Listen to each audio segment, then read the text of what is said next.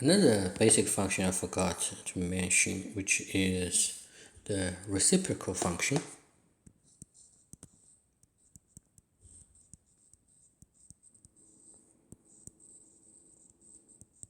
Which is f of x equals 1 over x.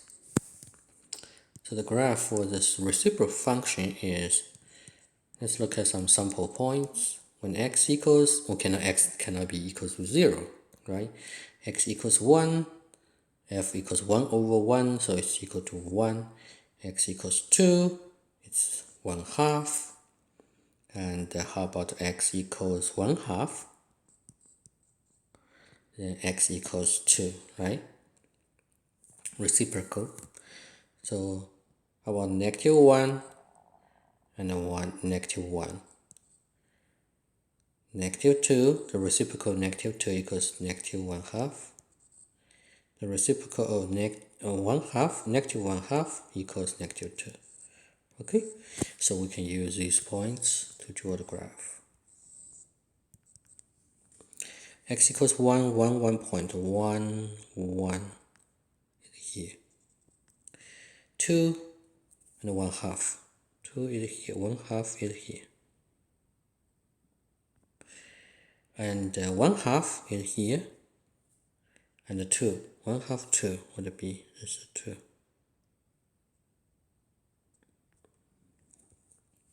So for this part,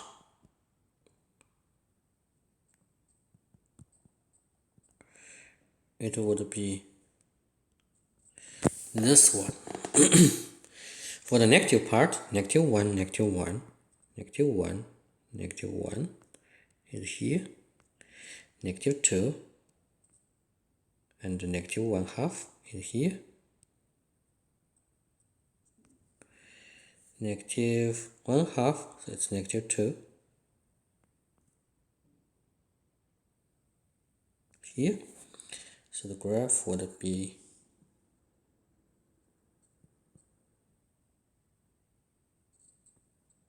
we use some smooth curve.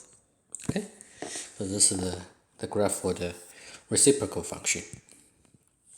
So now let's look at the next topic, which is about the piecewise function.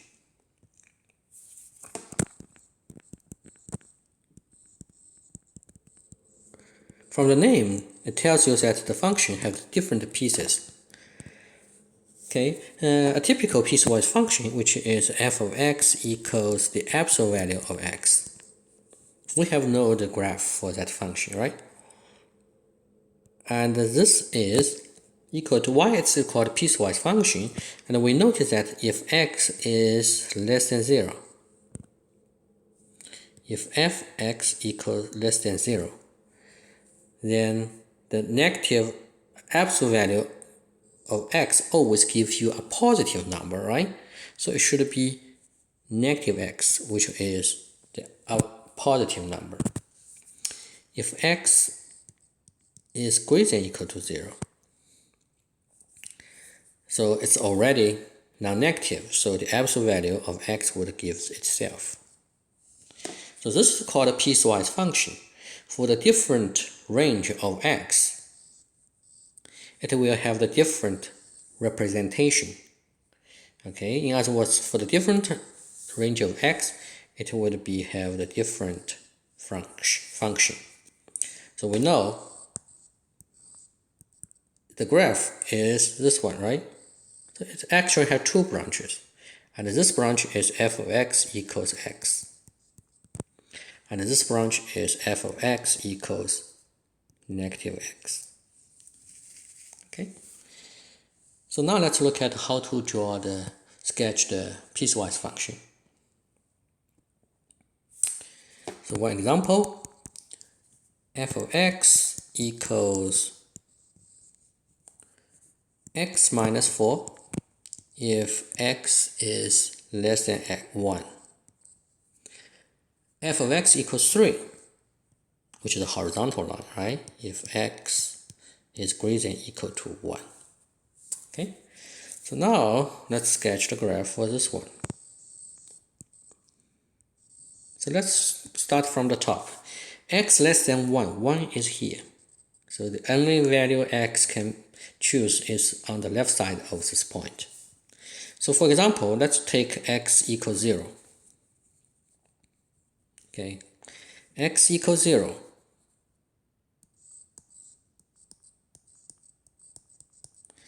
X equals 0, less than 1. So we take this one, right? So it becomes f of 0 is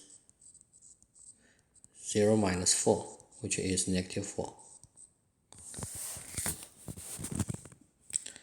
This is 1 point. Because this is a linear function, right? Because the power is 1, so it's a straight line. We just need 2 points. And if x equals less than 1, we take 1, for example. Not 1, negative 1. So f of negative 1 would be negative 1 minus 4. It's negative 5. So 0 is here.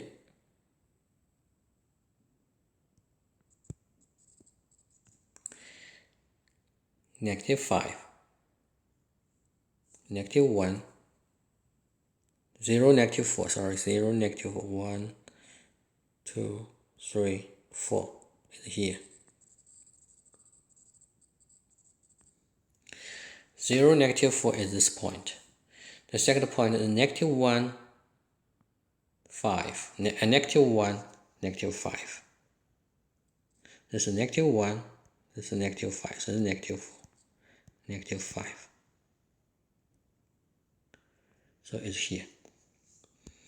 So let's connect these points. So this would be a straight line, right?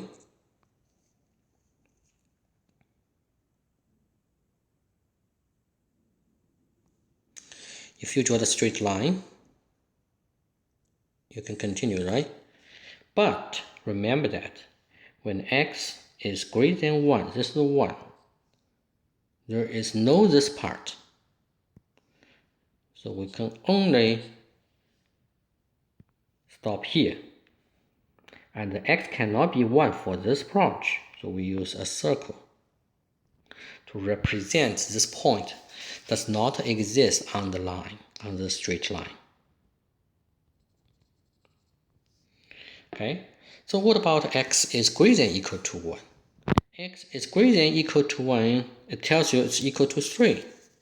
So 1, 2, 3. Okay, so this is 3. Greater than or equal to 1. So equal to 1 equals 3. Equal to 2 equals 3. Equals 3 equals 3, right? So you connect. So this is the horizontal line. And we have no, if this is the f of x equals 3 is this line, right? But remember that x must be greater than or equal to 1. It should be 3. So in other words, we have no this part. We should start from 1 only. So this is the graph for this function. So now let's look at another one.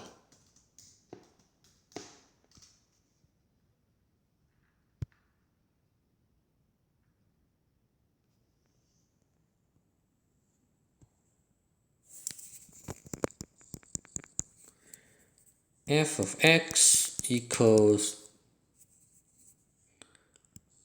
negative x plus 2 and the square root of x. If x is less than 0, it takes the value negative x plus 2.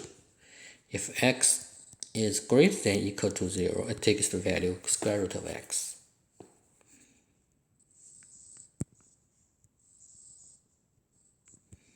Let's start from the easy one. We know that square root of x. So this is 0, right?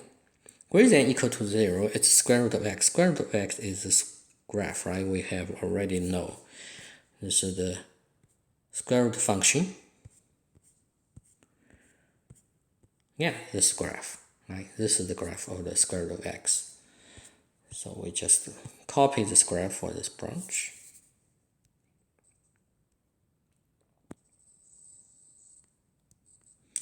This is the graph. What about x less than 0? So let's take some values. Negative 1.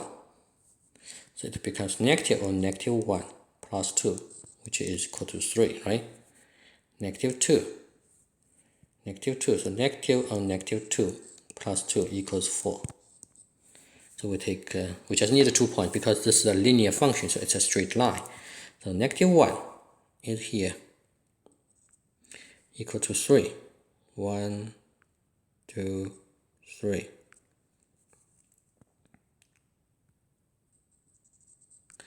Negative 2. Negative 2 is here, equal to 4.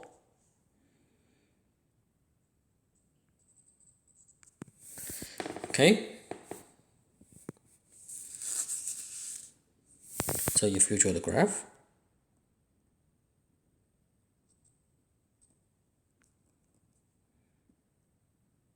this is the f of x equals negative x plus 2. But remember that when x greater than equal to 0, it takes the value of square root of x.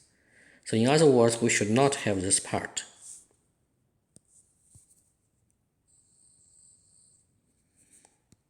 We should not have this part, right? And x cannot be 0 for this branch. For this branch, x cannot be 0.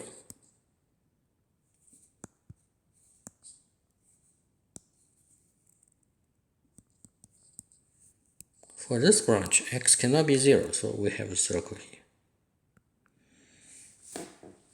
Okay, so this is the graph. So 0, when x equals 0, it takes the 0. So this is the graph for this piecewise function. So you should be careful, right? You should pay attention to the different range of this x values.